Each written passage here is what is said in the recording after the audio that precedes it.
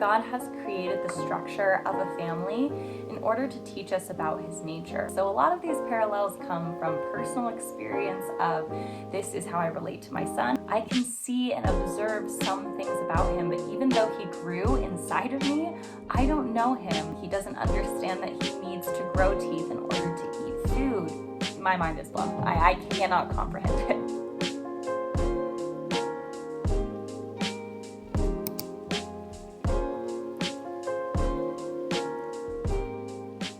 Hi friends, how's it going? Welcome back to my channel. My name is Jenna if you're new here. Today I wanted to talk about a topic that has been kind of reoccurring progressively over the last year of parenthood for myself. So I have a baby boy who just turned a year old, and the parallels that I have found just in this past year alone between how I relate to him and how God relates to us have been so numerous and so valuable. I thought that I would share a few on here, just a few realizations I've had about how God actually views us and how parenthood has helped me see us and humanity through the Lord's eyes. It has been so encouraging and eye-opening and just informative over this past year to kind of draw these connections. So I'm going to talk about 7 things specifically that I have learned about God since becoming a mom. The first thing that I have learned is that he constantly keeps us from danger most of the time when we are completely unaware of the fact. So with my baby boy Henri, he is so adventurous. He wants to explore, he gets into things, and he's constantly touching and grabbing for things just to learn about them because he's curious and he doesn't know the danger that he's in constantly of, small things from having a trash can crash on him to larger things of getting electrocuted if he puts a finger in a socket, or even bigger things of touching a hot stovetop or drowning or choking. There are so many dangers as a parent that you are saving your baby from, and they have no idea that you're doing it. And it has made me realize how much God does the same thing for us. The Lord will keep you from all evil. He will keep your life. The Lord will keep you. You're going out and you're coming in from this time forth and forevermore. So that just makes me realize how much God really does protect us from dangers that we are unaware of. Number 2 is that he hates when we are in pain, but he knows that it is sometimes necessary for our growth. Now, I know that this can be a really tough one, a hard one for Christians to think about and to swallow, that if there is a God and he is a good God, how could he allow there to be pain in the world? And I know that this is a very theological thing.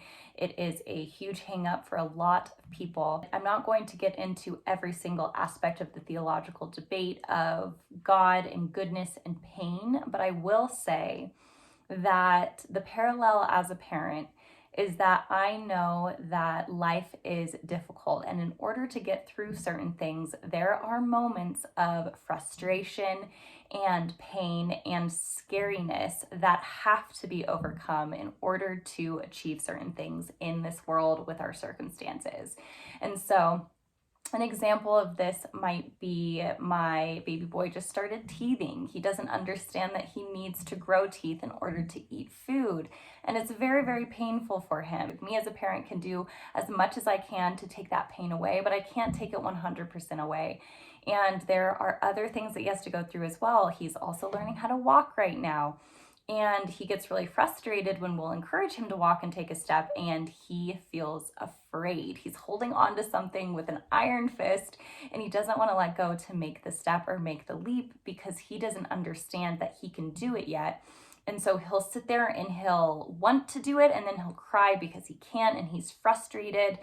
And certain things like that, and also if he's trying to climb over something or he gets stuck with something, I, as a parent, will let him sit in the frustration as he's learning the new thing Because if I create constant band-aids, he's not going to learn the new thing. He's not going to be tested. He's not going to mature.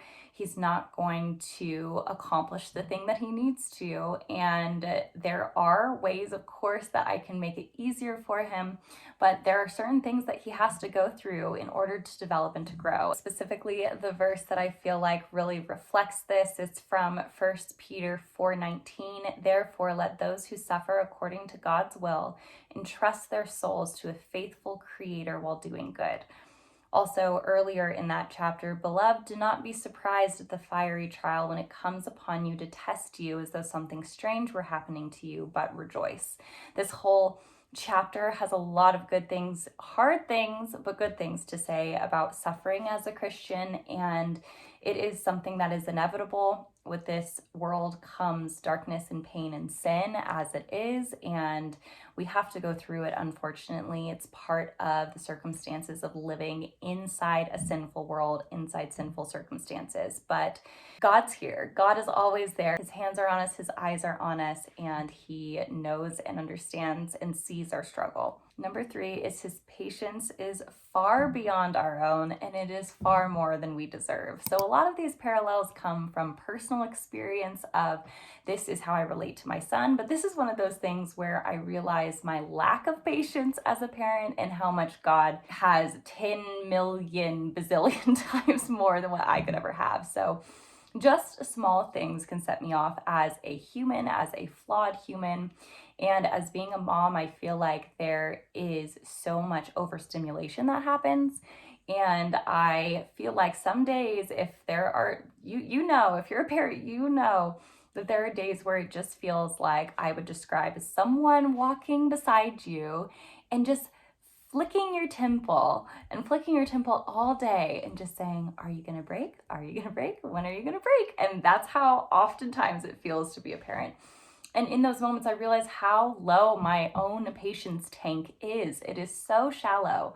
But to realize that all of the people in this planet are God's children. I have one child to be patient with. God has all of these children in this world to be patient with.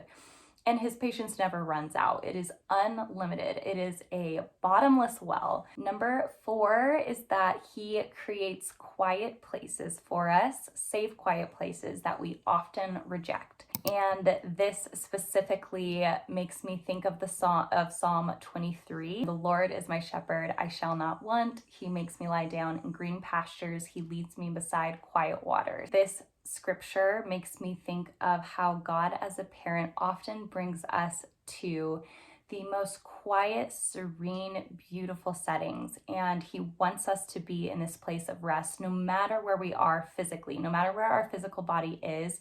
This place of leading us beside quiet waters and into green pastures is that he will always lead us towards light and beautiful things and good things, and not to dark, chaotic, bad corners of the world. But as Christians, we also can often either are blind to the goodness that he's leading us to, or outright reject the goodness that he's leading us to as maybe dull, boring, we're getting distracted, we want something else. And so it makes me think, as a parent, I'm creating these atmospheres for Henri to grow up with in terms of his quiet bedroom, his loving home, a wonderful backyard, just beautiful places for him to rest, to eat, to sleep, to play, to grow, to explore this world. And he doesn't always want to be where I'm setting him. And so oftentimes a baby, when you're rocking them to sleep, they don't want to be in the quiet room. They want to be awake. And it just makes me think of the effort that I put into creating these spaces for him and the rejection that he has. And I don't take it personally. I know that he is a little baby who doesn't fully realize what I am doing for him. And I think God views us in the same way, that as we maybe reject these beautiful places that God is leading us to, he knows that we are little babies and we don't fully understand or know what he's doing for us, but that doesn't mean that he isn't doing it. We should be aware that he is preparing these beautiful spaces for us. Number 5 is that he is fiercely protective. So Exodus 34, specifically verse 14, for you shall worship no other God, for the Lord whose name is jealous is a jealous God. In Exodus 14:4 or 14:14, the Lord will fight for you. You have only to be silent. So it makes me think specifically of the relationship of how protective I am of Henri. Just because he is my child, he's done nothing for this, but because he is my child, because I love him, I will fight on his behalf. I will advocate for him. The mama bear instinct is strong, and that same instinct is the instinct that God has towards us as his children. He will fight for us. He will stand up for us. He will advocate for us. He is a jealous God. He does not want our loyalty to go towards any other God, because there is no God that is our creator other than him. He is our creator and our God and our Father, our friend. Our every need is met through God in Christ. And it is an incredible realization as a parent to realize that that is because of his nature. It is just an instinct. It is nothing that we have done. It is nothing we have done to earn it. It is nothing that we can do to earn it. It is just by nature of being created by him. We earn that protectiveness, and we get that protectiveness because we're his children. Number 6 is that his love knows no bounds. Although there may be a limit to my patience towards Henri, there is no limit for my love for him. There is no bottom to that well. There is no thing that he could do or say that would extract that love that I have for him.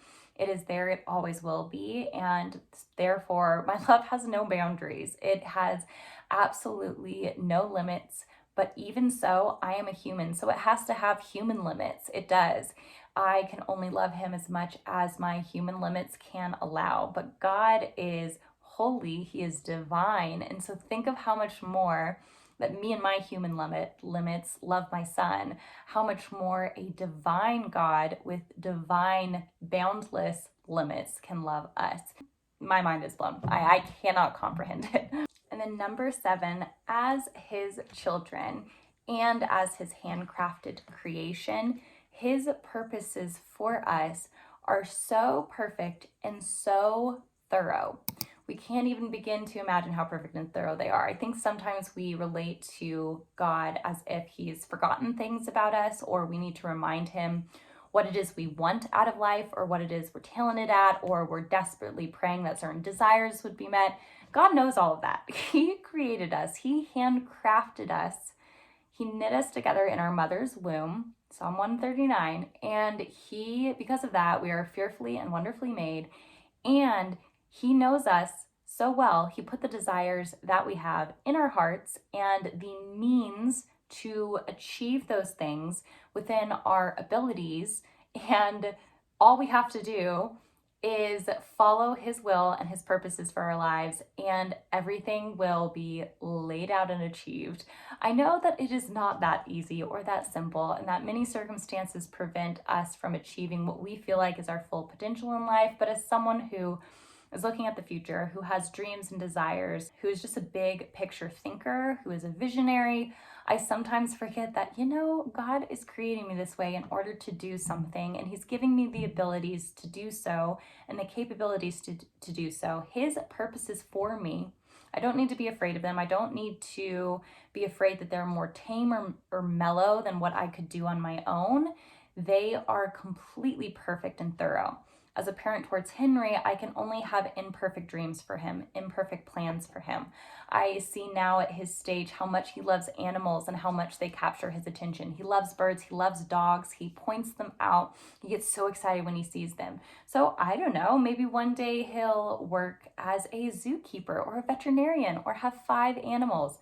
But he is 1 year old, and I know nothing about him truly. I don't know what his personality is like. I don't know what his interests or disinterests are.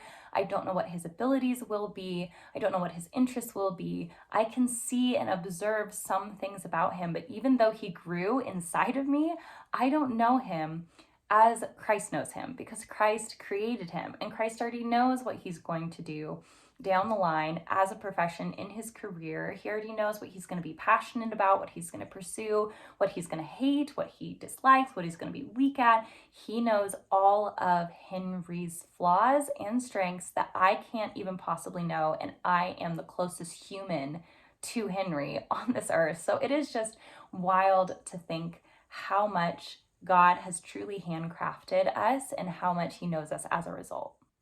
So those are the 7 things that I have learned about God since becoming a mom. I hope that you enjoyed this video. It is incredible, this new relationship, how God has created the structure of a family in order to teach us about his nature. The whole structure of, having a spouse, having children, having extended family members, having friendships, every single relationship that we have on this planet, even the relationship to the church or to a community, they're all to help understand God's nature, because God is a relational God. And that is why he even invented humans to begin with. He created us to begin with, is to be in relationship with us. So it is just incredible to understand his nature through something like parenthood, and to reflect on how many truths really do come out when you think about the parallels that are drawn there. So thank you so much for watching this video. I do hope that it was encouraging for you. Please do leave any thoughts, opinions, comments, questions in the comments below. And I hope that if you like this video that you'll give it just a little thumbs up, and you will subscribe to my channel for content that might be similar to this.